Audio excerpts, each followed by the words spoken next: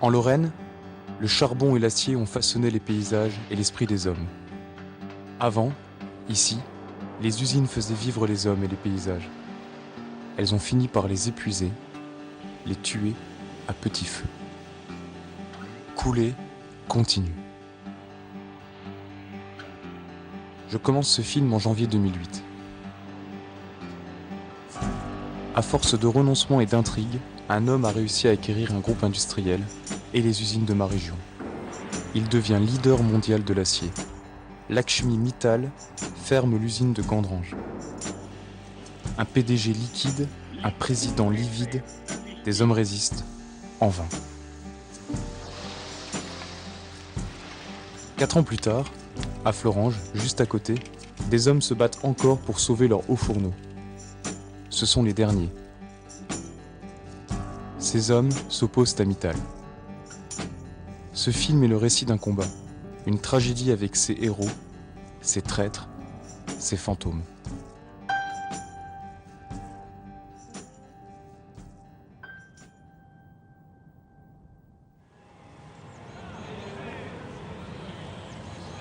Au jour d'aujourd'hui, il y a une question bien précise qui a été posée en CCE, qui était celle-ci.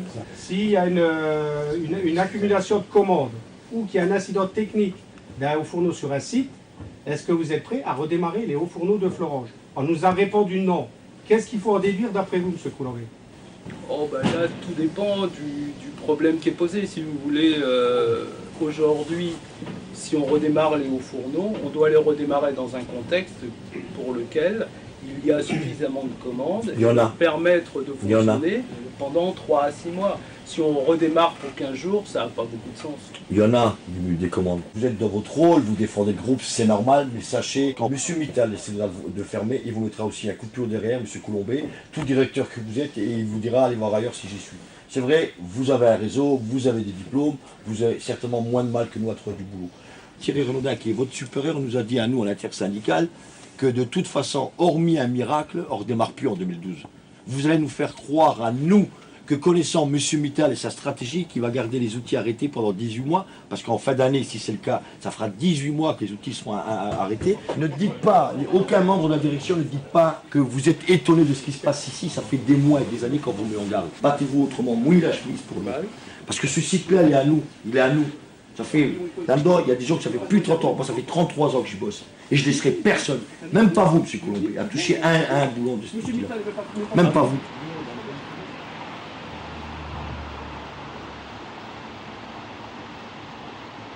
Lorsque je suis arrivé à l'usine, comme j'ai été éduqué dans une famille, surtout ma mère, il ne fallait surtout pas faire de bruit, il fallait toujours se taire, il ne fallait jamais répondre, il ne fallait jamais riposter, il fallait se faire le plus discret possible.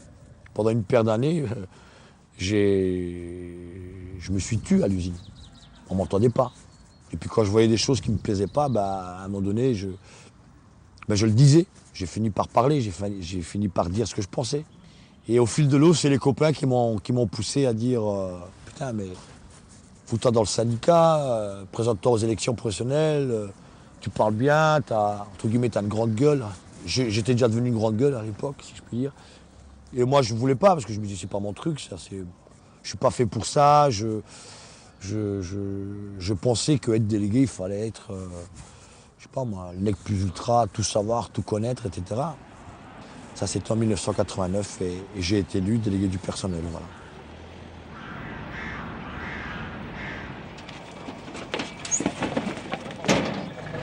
Bonjour la famille. Écoute, moi, faut pas être égoïste, je pense pas que moi. Parce que moi, à 58 ans maintenant, même si on me fout dehors, que vont me faire travailler?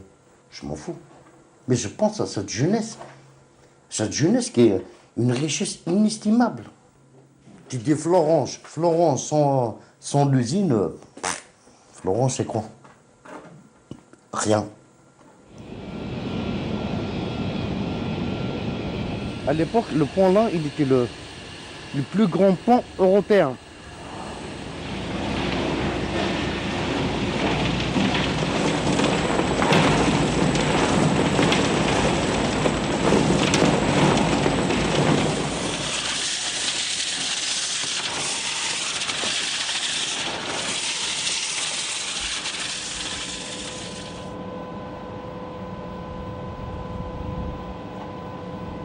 il reste les 2 hauts fourneaux.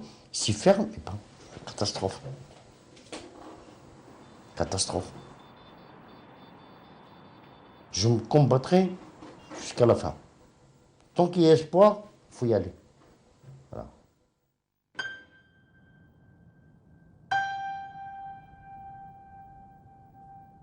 Mittal, il réfléchit à un catalogue Excel, lui. Combien ça me coûte, combien ça me rapporte. Tout ce qui est en rouge, on dégage. Dans sa logique, ça a du sens. Dans sa logique à lui, qui est purement financière, ça a du sens. La vraie question, c'est que faut-il le laisser faire? Nous, on rêve même pas de refaire la société. On rêve même pas, ça serait bien, de refaire le monde. C'est de dire, putain, mais regardez ce qui se passe. C'est ce qui nous attend pour toutes les autres industries. On achète tout le pétrole. On n'en a pas. On est bien obligé de l'acheter ailleurs. On achète tout, les matières premières, les minerais. Il n'y a plus de mines en France. On est obligé de les acheter ailleurs. Ben, ça sera pareil avec l'acier.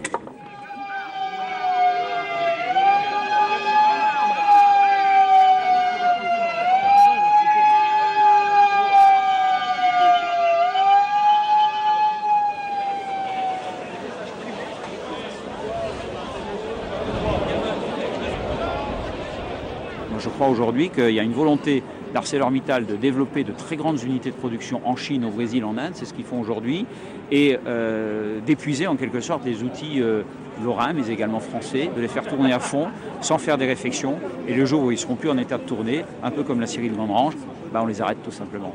Et c'est la raison pour laquelle on se bat, parce que ce n'est pas seulement un problème de bataille pour l'emploi ici, c'est un problème de répartition de la production dans le monde.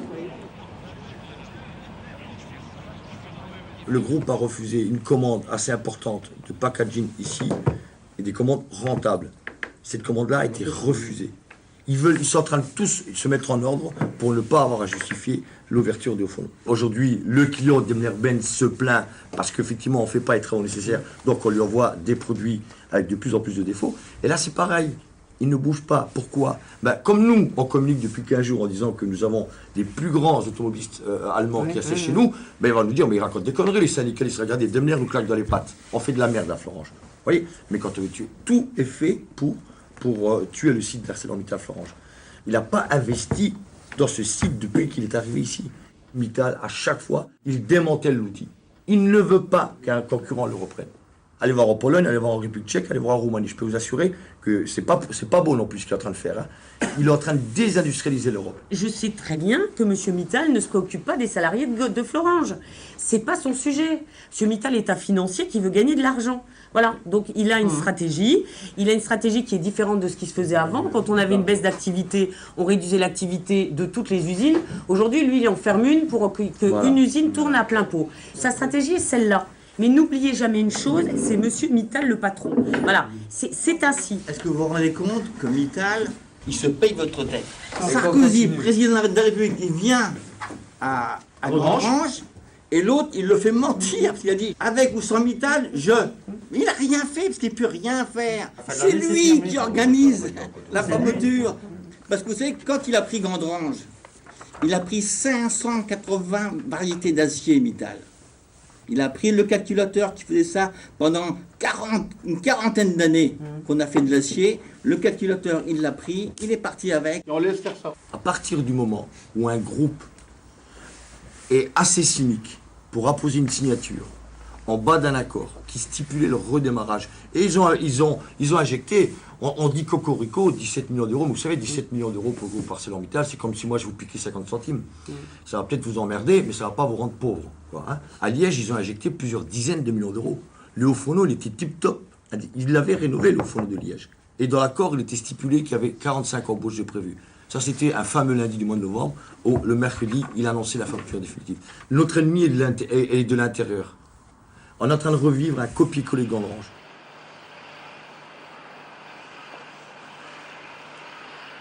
L'État préfère investir pour moderniser le site plutôt que de payer de l'argent pour accompagner des gens soit en pré-retraite, soit au chômage.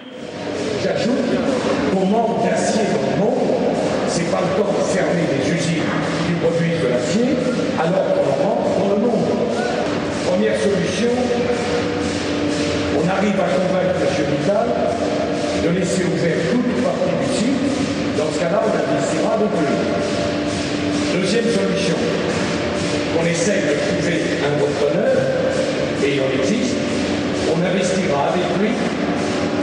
laisser le site ouvert. Ce qui se joue, ça va au-delà de la fenêtre et au-delà de l'oreille. Ce qui se joue, c'est la présence d'usines sur le territoire de notre pays.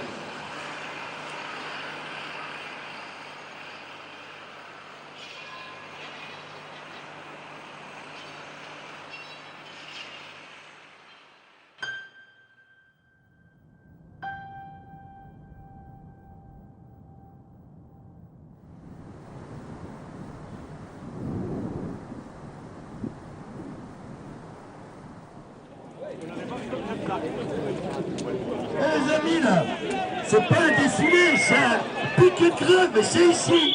Et messieurs les élus, le piquet de grève, c'est près du feu, s'il vous plaît. Il a bien un petit italien.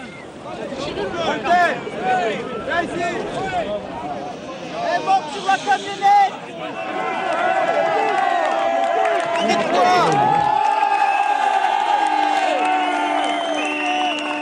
On est très heureux de voir que soudainement, tout le monde se réveille et disent « Ah, c'est bien d'avoir des industries.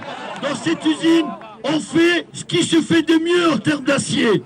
Il y a Mercedes-Benz qui vient acheter notre produit ici, BMW, Volkswagen, Ford, Toyota, Peugeot, Renault, et il y en a... Hein, Fiat, pardon, Fiat, excusez-moi. Scusato. Et Seat aussi, parce que je suis d'origine espagnole, Seat aussi. Êtes-vous prêt à proposer une loi qui dise la chose suivante? Si M. Mittal ne veut plus du site de Florange, libre à lui de le quitter. On ne va pas obliger quelqu'un à garder quelque chose qu'il ne veut plus. Mais êtes-vous prêt à faire voter une loi qui lui interdise de démanteler l'outil et force à nous, pouvoir public, les services territoriaux, les ouvriers, les syndicats, de retrouver un repreneur? Bien, je voulais être parmi vous aujourd'hui. Je suis candidat à l'élection présidentielle. Je suis conscient de la crainte, l'angoisse qui est la vôtre. Je sais ce que vous espérez, c'est-à-dire que les hauts fourneaux puissent rouvrir. Et le fer blanc, et que vous fassiez en sorte d'avoir une industrie sidérurgique moderne et d'avenir. Eh bien, si Mittal, je ne le souhaite pas, ne veut plus de vous, oui, je suis prêt parce que je viens ici aussi comme député. Et j'avais déjà pris cet engagement à Gandrange, que nous déposions une proposition de loi qui dirait la chose suivante, et ça vaut pour ici comme pour d'autres sites, quand une grande firme ne veut plus d'une unité de production, mais ne veut pas non plus la céder, nous en ferions obligation pour que des repreneurs viennent et puissent donner une activité supplémentaire.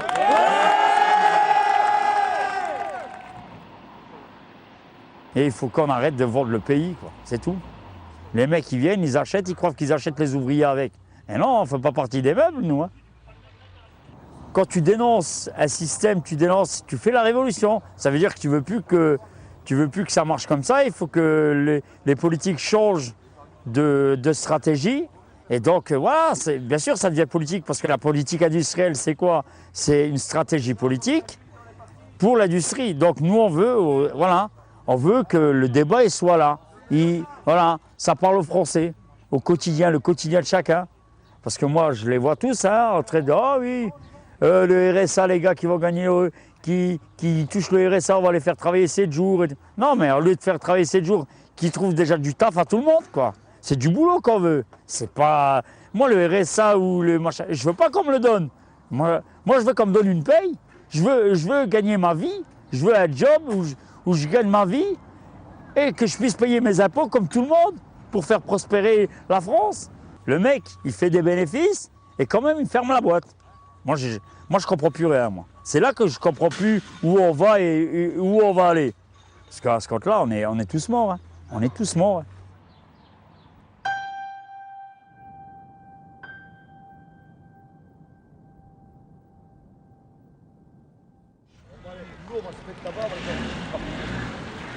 Ils les mettent là, ils gardent le camion là, ils se barrent. Les mecs, ils se trompent pas.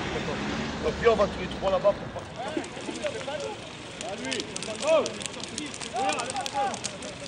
Viens, allez, allez.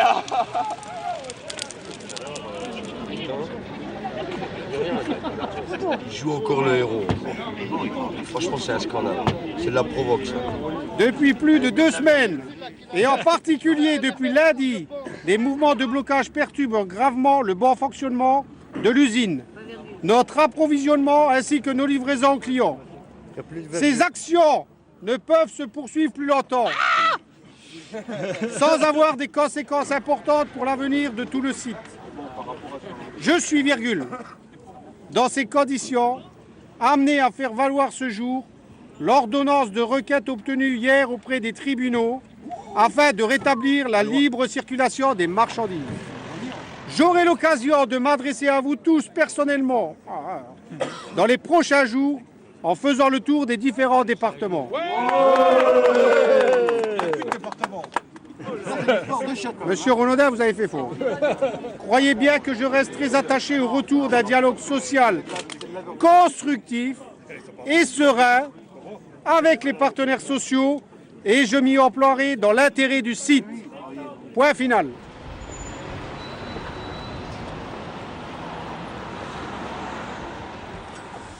Bien. Bonsoir à tous et à toutes. J'ai une déclaration à faire. Donc après 4h30 de discussion, nous avons proposé aux organisations syndicales un projet de texte précisant les engagements fermes du groupe relatifs aux 17 millions d'investissements annoncés récemment sans condition. Les organisations syndicales ont demandé un délai de réflexion et nous nous retrouvons demain matin pour connaître leur position. En attendant, je demande instamment aux salariés qui bloquent les sorties de l'usine de laisser passer les camions urgents à destination de nos clients. Merci. Est-ce que vous demandez à l'État de lever le piquet de grève? Pas d'autres questions. Voulez-vous que l'État fasse appel à la France? Merci.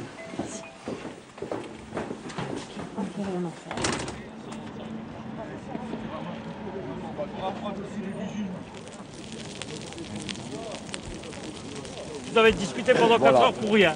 Et Non, donc, la- nos revendications, ils n'en ont pas tenu compte, ça veut dire. Sur l'aspect industriel, il n'y a rien de nouveau sous le soleil. Donc, voilà. Donc il se fout de donner une gueule. Mais là, il faut qu'on réfléchisse, qu'on prenne. On se prend un quart d'heure le temps de réfléchir chacun dans notre coin, vous en discutez. Mais maintenant, moi, je veux savoir comment on fait. On continue le mouvement, Antoine, pas de problème. Mais il faut savoir comment et avec qui. Ah oui, non, mais c'est sûr. Comment et avec qui. Mais là, on vous attend, l'intersyndicale, vous décidez et nous on exécute, c'est tout. Non, la démocratie, c'est pas ça. C'est les salariés décident et les centrales syndicales sont là pour soutenir les salariés. Oui, C'est ça. d'accord, mais d'accord. Mais réunissez-vous. Ouais, c'est ce mais qu'on nous, va faire. On va voir ce qu'on va faire. Hein? Là, nous, on est avec vous. C'est tout. Non, mais de toute façon, on pourra se mettre debout sur la tête. On a compris une chose, qu'on n'aura pas de date de redémarrage. Non, on n'en aura pas. Ça peut nous foutre le boule, ça On on a n'aura compris pas, qu'on il n'aura veut pas. juste- Ce que je vais plaider auprès de mon organisation syndicale, mais après moi je suis un démocrate, je me plierai à la majorité. Je pense qu'on n'a pas intérêt à tuer le nucléaire. Je pense qu'on n'a pas intérêt à tuer le nucléaire. Par ailleurs, ça ne veut pas dire ça ne veut pas dire qu'on ouvre les portes grandes ouvertes. On peut dire, bon allez, cette nuit on laisse passer quelques camions parce qu'il y a aussi, c'est vrai qu'il y a des vraies urgences. On rebloque jusqu'à demain matin à 11h30 et après, à 11h30, après quand on revient, de toute façon on avait décidé qu'à la fin de la semaine on levait le camp. Et puis on sort la tête haute et on se redonne rendez-vous lundi et on décide une nouvelle fois des modes d'action à mener. Voilà, ça c'est ma position. Mais encore une fois, ça n'est que ma position. Je n'impose rien à personne.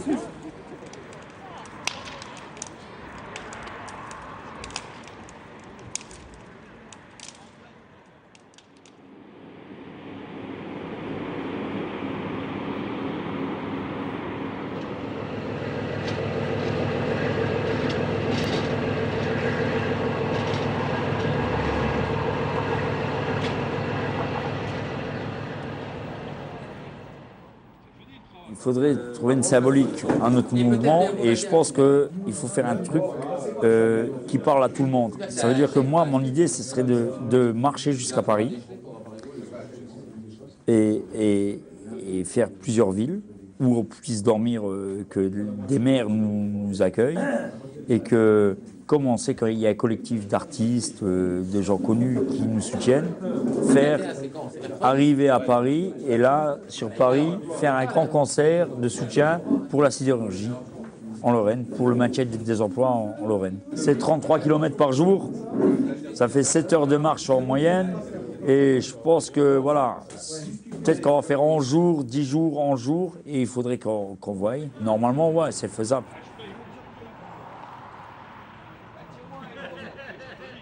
Moi, je pense qu'on a perdu le soutien des salariés.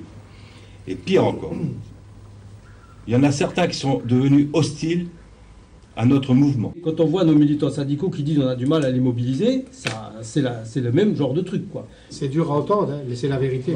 Donc, ça veut dire que si on n'a pas les salariés avec nous, c'est quelque part, on ne fait pas notre boulot. Parce que si on était capable de leur dire, ici, vous ne bougez pas... Claude, pour avoir vécu Gondrange, on a tenu le même discours. Il a fallu que la direction annonce officiellement que le site était condamné pour que les gens sortent de la rue. Oui, ben c'est malheureusement vrai. Mais putain, mais peu importe, mais c'est l'histoire du mouvement ouvrier. Ça a toujours été une minorité qui a été devant par obligation, parce que les salariés sont... On peut dire ce qu'on veut, ils ont tous peur de quelque chose. Peur de ne pas pouvoir payer les factures, peur de ne pas pouvoir partir en vacances, peur de ne pas pouvoir s'acheter le dernier caméscope à la mode, peur de ne pas pouvoir s'acheter la dernière bagnole à la mode. On a tous peur de quelque chose. Mais c'est notre rôle, camarades. Si nous, on n'y va pas, la vraie question qu'il faut qu'on se pose, est-ce que nous, autour de la table, on est convaincus qu'il faut y aller? C'est ça la vraie question. Après, on verra que les salariés. Mais je n'oppose pas. Si nous, on donne l'impression qu'on n'est pas tellement convaincus, c'est pas les salariés qui vont le suivre.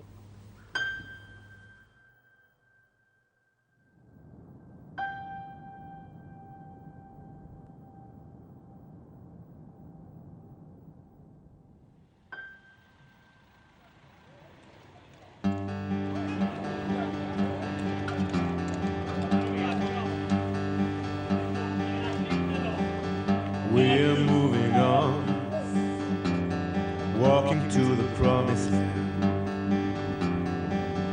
We're moving on, walking to the promised land. There is no time, there is no time to sit down on the ground. Les luttes, c'est plus les mêmes. Il y a 20 ans ou 30 ans en arrière, c'est avec des bulles qu'on serait monté à Paris. Et nous, aujourd'hui, on fait une marche pacifiste. On ne sait pas si ça va changer quelque chose. Des fois, c'est hallucinant. Les gens ils nous demandent, mais qu'est-ce que vous faites? Pourquoi vous faites ça? Parce qu'ils veulent fermer une usine et ils veulent nous enlever nos emplois. C'est tout. Même ça, il faut communiquer. La communication, et voilà. Il n'y a que ça maintenant.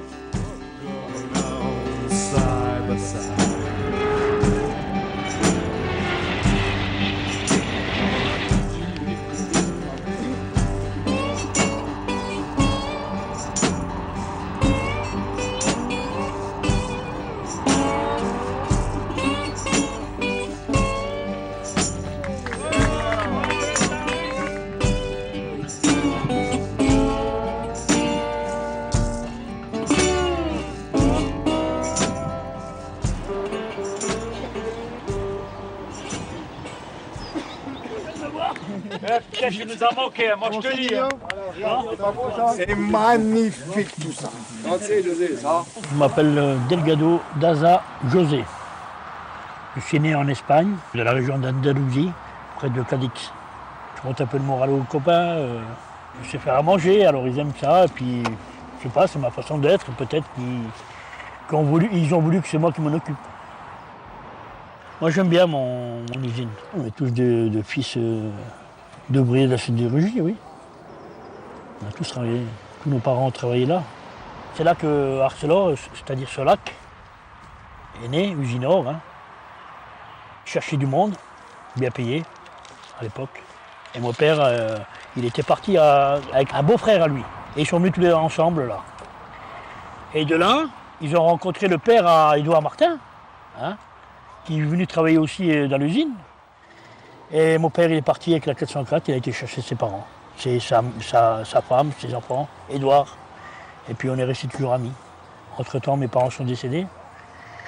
Mais voilà, la famille d'Édouard, c'est comme tous les Espagnols qu'il y avait à l'époque. Hein. On se connaît tous, quoi.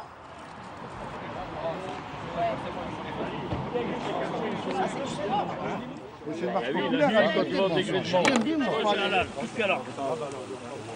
C'est une merguez de fraîche. Encore bon.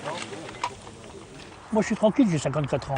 Dans 3-4 ans, j'aurai 58 ans, 57, 58. C'est bon, ils me mettront en retraite. À la limite, je n'ai rien à foutre. Comme beaucoup d'égoïstes, ils pensent comme ça. Et c'est ça qui ne va pas. Il y a 800 personnes qui sont touchées chez nous à Arcelor, hein, qui n'auront plus de boulot l'année prochaine. Ils ne se rendent pas compte, les gens, là. Hein. Aujourd'hui, on les a reclassés pour l'instant. Hein. Ils ont leur paye jusqu'au mois de mars l'année prochaine, c'est déjà signé, ça. Hein, mais après, où ils vont aller? Hein. Là, ils se rendront compte, ça sera peut-être trop tard. Hein. Là, on devrait être 800 là aujourd'hui.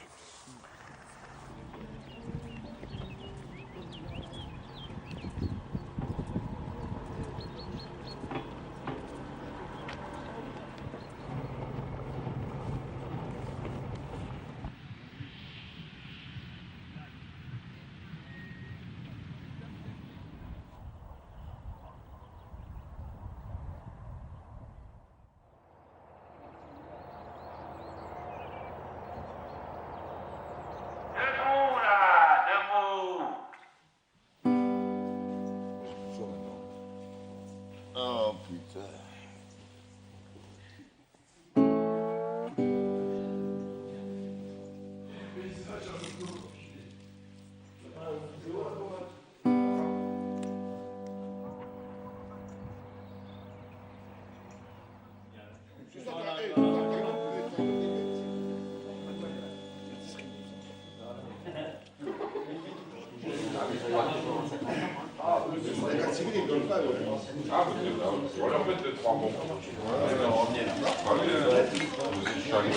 On est venu de Metz, à pied.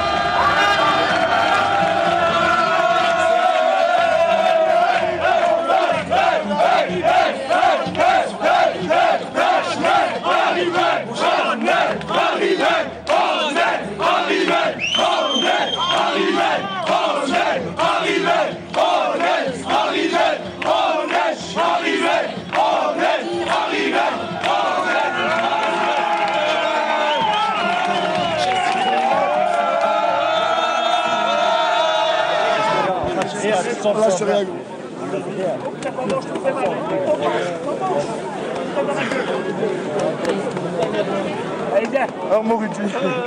Nounours. Notre nounours, il est là. Bien joué les gars.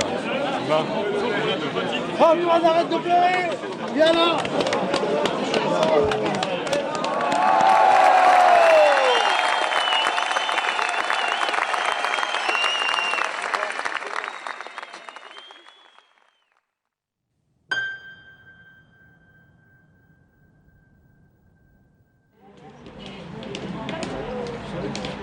Chers amis, ça approche. Ici, malheureusement, en Moselle, nous avons, cher Vincent, été particulièrement victimes de la politique désastreuse du président sortant au cours de ces 5 dernières années. La Lorraine a fait les frais de cette politique catastrophique en matière de sidérurgie. Chacun a en mémoire ce qui s'est passé dès le début de ce quinquennat, avec Gandrange. Son agressivité vis-à-vis d'eux, y compris dans les derniers jours, n'est que la preuve de son échec patent. Il retourne cette énergie qu'il aurait pu utiliser contre Lakshmi Mittal, il la retourne contre ceux qui sont les premières victimes de sa politique aujourd'hui. Eh bien, c'est un aveu, c'est l'aveu de son impuissance et c'est l'aveu de son échec lamentable en matière industrielle.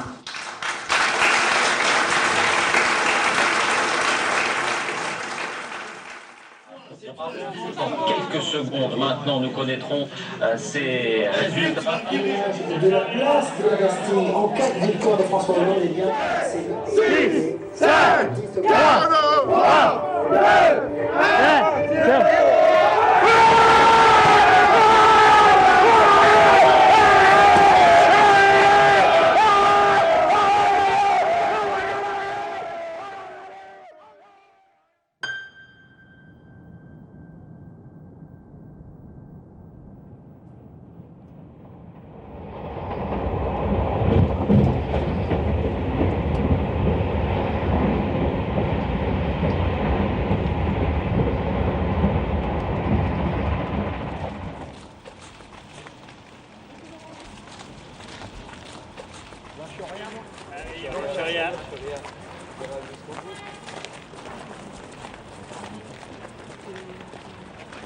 Les États doivent se réarmer face à la toute-puissance financière d'un certain nombre d'entités économiques mondiales. Nous demandons à ArcelorMittal de ne procéder à aucune décision qui remettrait en cause la viabilité du site, de manière à ce que le gouvernement puisse désigner une mission d'expertise indépendante sur les perspectives industrielles du site de Florange. Je vous remercie. Merci à vous. Et je viens de faire, mec, hein. Regarde où je suis, moi. C'est incroyable. Il y a même les cailloux, les cailloux de l'Élysée. Je vais les prendre avec moi, je vais les mettre dans la poche. C'est un petit souvenir. Faut pas le dire, hein. Après ils vont me traiter de voleur. J'ai pris 3 cailloux et je les ramène. Je vais vous parler un peu en kabyle. Hassoul, Azul Flaoul. Ça va être difficile, mais on est confiant, on est plutôt rassuré de voir que le ministère, le gouvernement n'a pas baissé la garde et qu'ils ne sont pas prêts à laisser faire Mittal. En tout cas, ils ne sont pas prêts à laisser condamner le site de Florange. Et ça, dans une période de doute, ça nous rassure, c'est rassurant. Mais la partie va être très difficile, ça on en a conscience.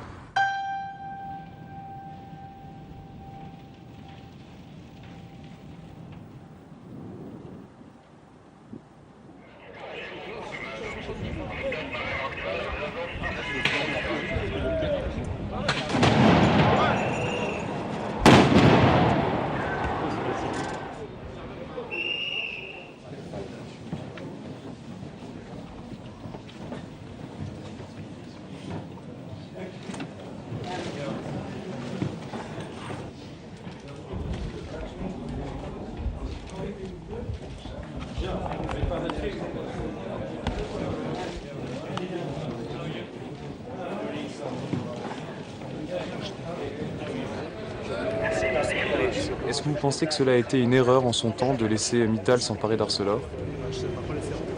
Oui, parce que la France comme le Luxembourg n'ont à proprement parler plus aucune sidérurgie. Il n'y a plus d'actifs véritablement français, il y a des actionnaires français, mais il n'y a plus de société française. C'est l'économie qui dirige, hein. Ce n'est pas les hommes politiques. Sans les marchés, qu'est-ce que vous voulez qu'un gouvernement s'attaque à une puissance comme Mittal?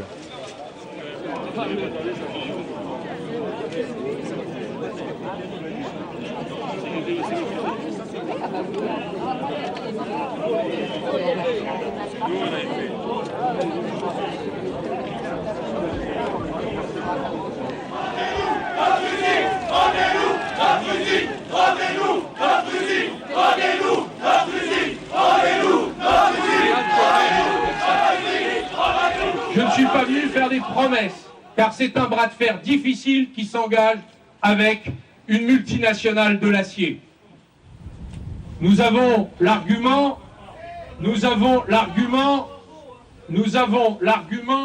du projet de loi. C'est un projet de loi qui a été demandé par les organisations syndicales et qui est aujourd'hui sur la table de la discussion avec Mittal et que Mittal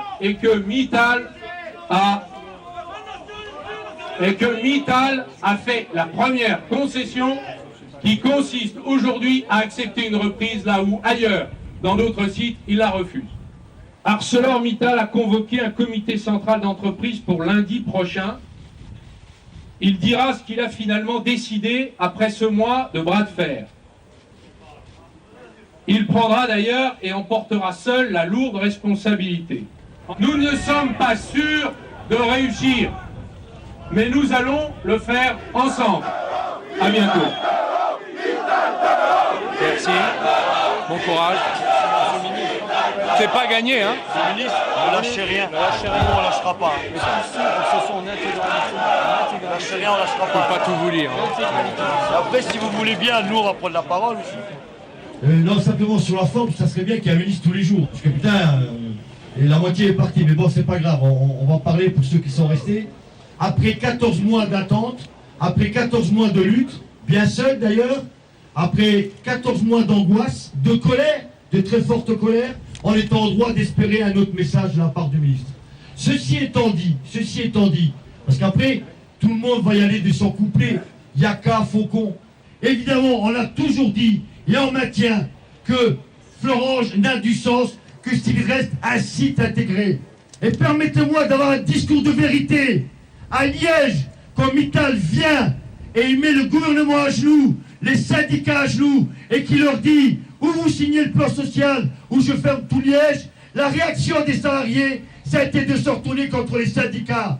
Parce que nous sommes dans un monde d'individualistes. Il faut oser le dire, les mecs. Il faut oser le dire. Le choix qui nous est proposé aujourd'hui, hélas, 3 fois hélas, peut-être c'est de la merde, mais dis-moi comment on fait, toi.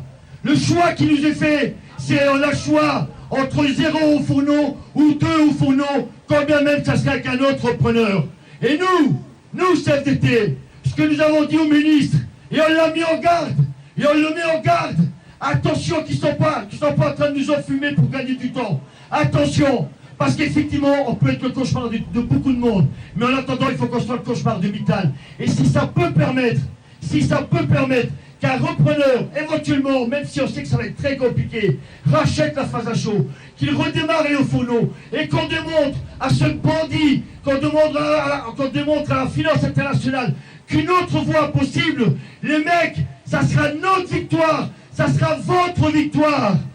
C'est ça, merci camarades.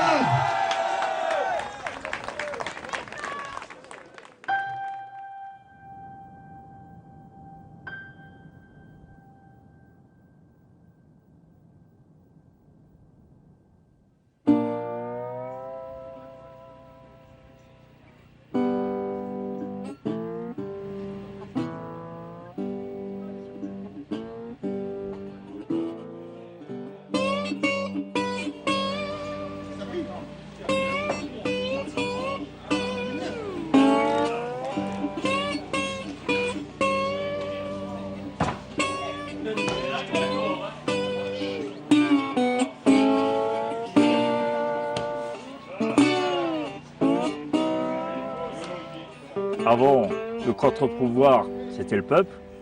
Maintenant, c'est les financiers. Je crois qu'on arrive au bout du truc. Il faut quand même qu'on sorte de ce conflit avec quelque chose.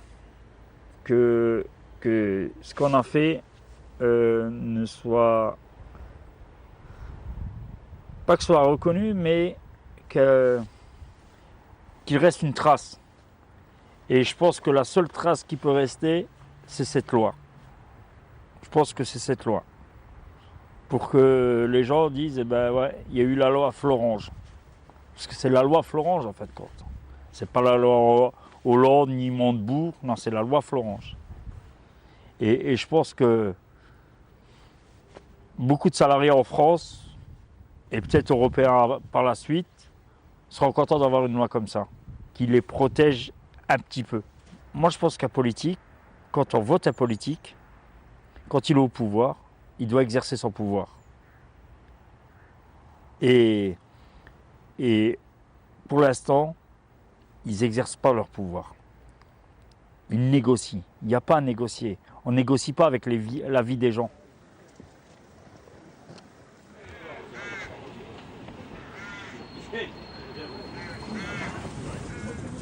Wesh.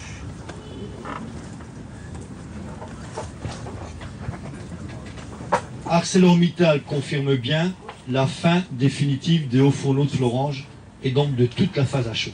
On voit mal comment un site comme le nôtre pourrait continuer à fonctionner longtemps uniquement sur le galvanisé pour automobile.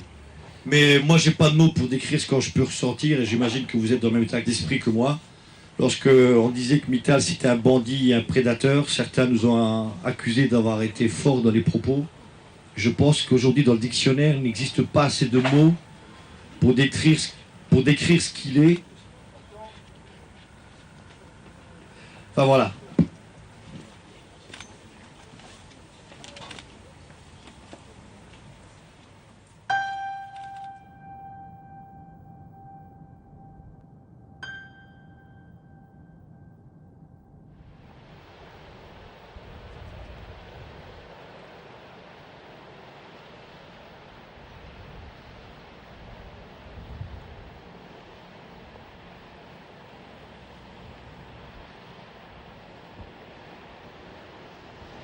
Le 1er décembre, l'ultimatum, il tombe. Qu'est-ce qu'on fait? Qu'est-ce qu'on fait? Qu'est-ce qu'il fait le gouvernement? Il va nous laisser là dans l'expectative jusqu'au 1er décembre? Aujourd'hui, nous, l'intersyndicale, on devrait être au milieu de ces négociations. Exactement. On devrait être au milieu. Dire ce qui est bon et pas bon. Nous, on a été contre la nationalisation pour 2 raisons. Première raison, c'est que c'était le contribuable qui paye. Que si le contribuable va payer demain la reprise de Florange, on s'interroge, déjà vu la situation des comptes publics. Et deuxième point, on sait que dans le passé, l'État a été pas un très bon gestionnaire de la sidérurgie. Alors eux, ils ont trouvé une position intermédiaire en disant on utilise le levier juridique de la nationalisation, c'est-à-dire l'État prend la main sur l'entreprise, mais le but c'est que derrière elle part tout de suite chez un repreneur privé, opérateur industriel fiable. Ils en ont un dans le tuyau. Donc en fait, coût pour le contribuable, 0 ou quasiment 0, parce qu'elle ferait que l'intermédiaire si tu veux, ce serait une transition. Et puis ce serait quand même un industriel privé qui aurait un carnet de commandes, des clients, etc., qui prendrait derrière. Donc l'État ne se ferait que, si tu veux, l'outil, la force publique pour prendre la main à Mittal, ce qui peut le faire par la loi, et tout de suite transmettre à un autre opérateur qui va faire vivre le site. Dans le gouvernement, par rapport à cette idée, il y en avait qui étaient très motivés, et d'autres beaucoup plus frileux en disant est-ce qu'il faut aller aussi loin avec le patronat? C'est ce qu'ils avaient dit, ils avaient peur d'aller aussi loin avec le patronat. Aux dernières nouvelles, il paraîtrait qu'il y a une ligne quand même consensuelle qui ressortirait aujourd'hui des sénateurs, des députés de la majorité, voire au-delà même des députés et sénateurs du centre droit UDI et UMP, qui seraient prêts à suivre cette démarche.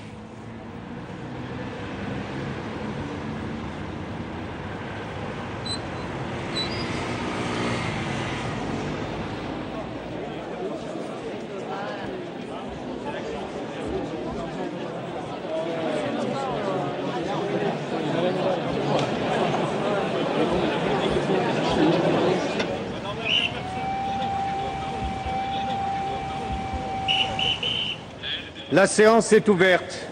La parole est à Monsieur Michel Liebgott. Merci Monsieur le Président. Ma question s'adresse à Monsieur le ministre du Redressement productif. Avec le Président de la République et le Premier ministre, vous avez fait de la politique industrielle une de vos priorités pour redresser notre pays. L'industrie sidérurgique est un des piliers fondamentaux de cette politique.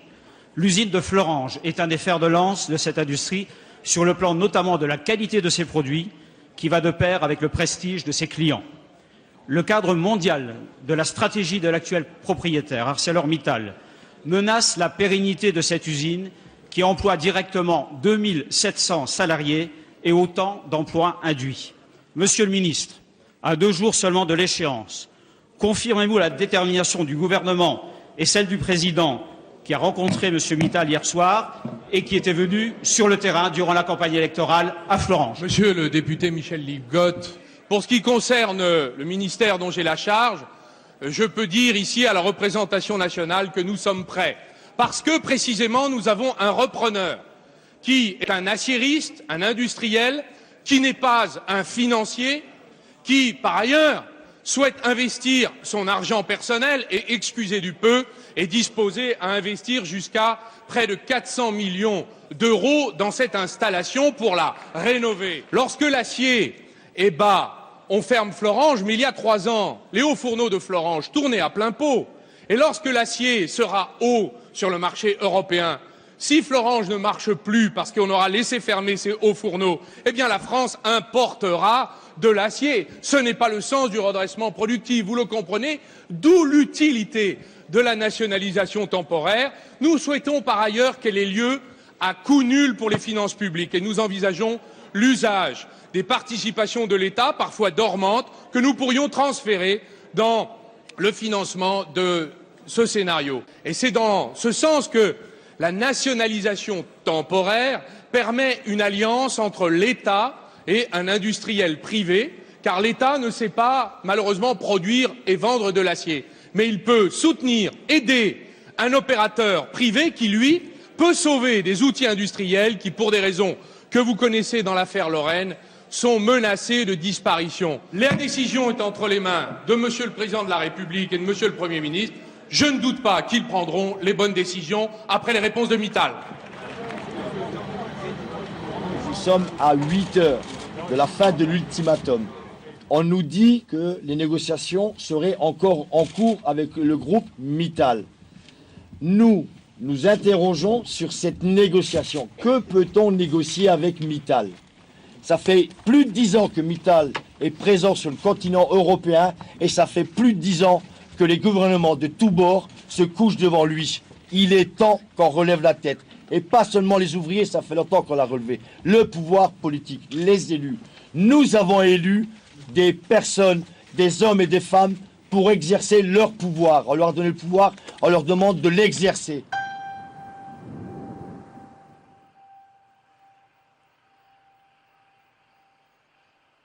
On vient d'apprendre que l'annonce d'un accord avec Lakshmi Mittal est imminente. Jean-Marc Ayrault, le Premier ministre, devrait prendre la parole d'ici quelques minutes. Ça aurait été une bonne nouvelle, soit c'était Montebourg qui annonçait la bonne nouvelle ou Hollande. Mais là, comme c'est Ayrault, c'est mort. La nationalisation temporaire est écartée. À présent, on attend évidemment la prise de parole de Jean-Marc Ayrault. Il va dire voilà, on a trouvé un compromis. Il n'y aura pas de licenciement. Les gens vont être reclassés. Il va peut-être investir un peu dans le froid. Ils ont revu leur copie. Tout le monde est monté au créneau. Le MEDEF, toute la bande. C'est quoi la nationalisation? Ça se fait pas, machin. Et voilà. Ils se sont chiés dessus, quoi. Voilà, on est mort. Et au fournis, il ne redémarrera jamais. Et encore une fois, le financier l'a gagné. Encore une fois, l'histoire, c'est toujours pareil. Toujours pareil. Les gros sous, les gros sous, les gros sous. Et les bonhommes, on n'en a rien à branler.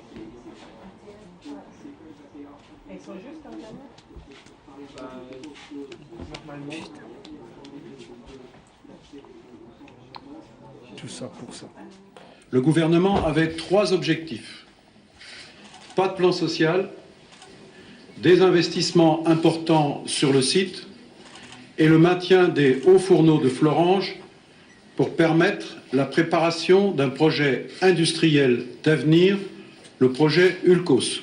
Il s'agit de produire de l'acier de façon économe, en énergie, et plus respectueuse de l'environnement par la captation de CO2. ArcelorMittal a accepté de poursuivre les études engagées en ce sens. La faible activité actuelle en Europe ne me permet pas d'envisager un redémarrage des hauts fourneaux à court terme. Ce soir, je vous annonce qu'il n'y aura pas de plan social à Florange. Le groupe Mittal s'est engagé à investir au moins 180 millions d'euros sur les 5 prochaines années à Florange. Le gouvernement n'a pas retenu l'hypothèse d'une nationalisation transitoire. Il a écarté cette solution au vu des engagements qu'il a obtenus du groupe ArcelorMittal.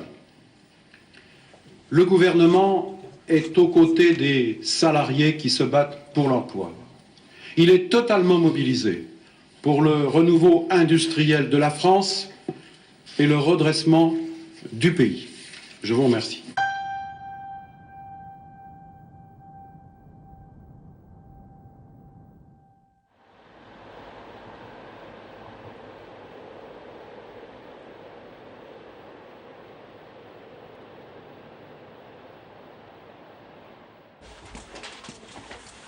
C'est belle des foulées là. Je sais pas. Ça va? Non, ça va pas. Il n'est pas entre nous déjà? C'est pas la peine de marquer. Non, pas encore. L'accord de merde. De toute façon, c'était sûr et certain. Ils sont pires parce qu'on a voté pour eux. Oui, ben non, tu vois, c'est pour ça là que on tu sent, dégges, tu vois, tu on s'est fait bien niquer là. Ces mecs-là, on les a appelés au secours, trahis par les nôtres, soi-disant les nôtres. Sinon, rencontre virile, je lui ai dit que avec ses prises de position, eh bien, c'était la finance internationale qui avait gagné et que la prochaine fois aux élections, avant de voter pour un candidat, nous on voudra connaître les conseillers parce que les conseillers de Matignon sont quasiment les mêmes que les conseillers de Fillon. Donc voilà, c'est des mecs qui sont formatés, ils sortent des mêmes écoles, ils n'ont qu'une pensée, c'est une pensée libérale et c'est pas avec cela qu'ils feront une politique de gauche. Voilà. Le retrait d'Ulcos, par exemple, comme il a été annoncé ce matin à 10h47. Non, mais le problème, c'est que. Mais Mittal ne s'est pas engagé. Mais regardez le communiqué de Matignon. Mittal ne s'est pas engagé sur Ulcos. Voilà, ça veut dire qu'il y a eu trop pris dès le départ. Et on a dit tout ça, Antoine, hier. Quelle chance, aujourd'hui, je te parle, quelle chance qu'on a que les hauts fourneaux redémarrent. Vas-y, dis, sur une échelle de... Une sur 1 10. million, allez. Sur 1 million. On vient de se consulter entre nous, on a fait un point sur ce qui vient de se passer entre hier soir et aujourd'hui. Moi, je tiens à vous dire que on est tous écœurés, on est à bout, on n'en peut plus. Parce que François Hollande est venu nous voir ici, on pensait que c'était une main tendue. On avait l'eau jusqu'au cou. Et on a cru comprendre dans son message, je vais vous sauver. Ce qui a été fait depuis hier soir et aujourd'hui, on nous a enfoncé la tête dans l'eau. Ceux qui étaient censés nous aider sont en train de nous assassiner. La trahison continue. L'encre de Matignon n'est pas sèche que le père Mittal vient de nous enfoncer un deuxième coup de poignard. Le premier coup de poignard, c'est Hérault qui nous l'a mis. On va se battre. C'est pas fini. Allez, oh. On a été trahis. Allez. Allez, allez.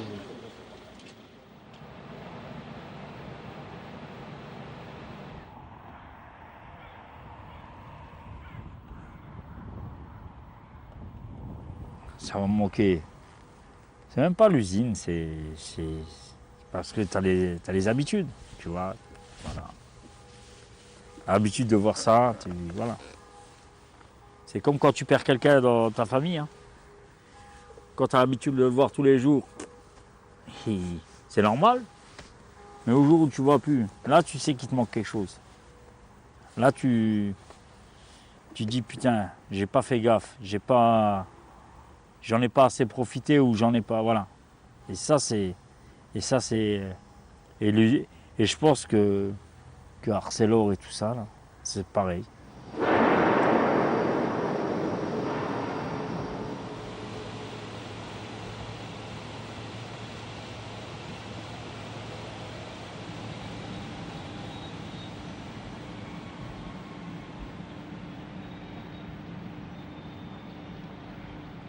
Comment t'imagines ta vie après l'usine?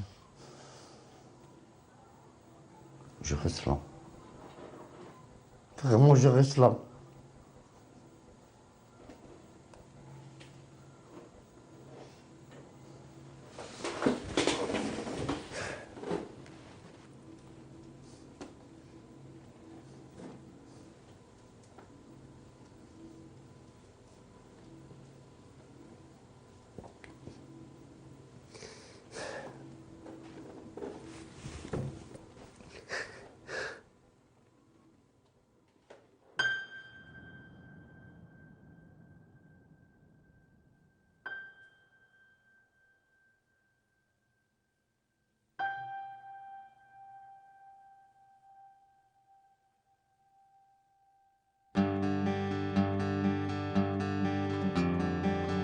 We're moving on, walking to the promised land. We're moving on, walking to the promised land. There is no time,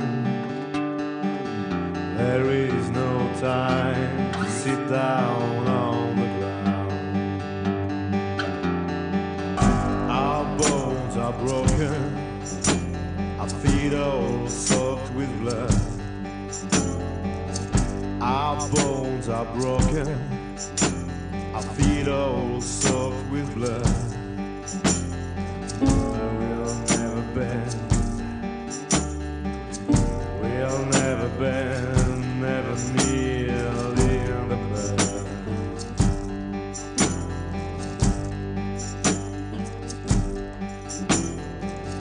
We're bold and chained, they try to beat us down.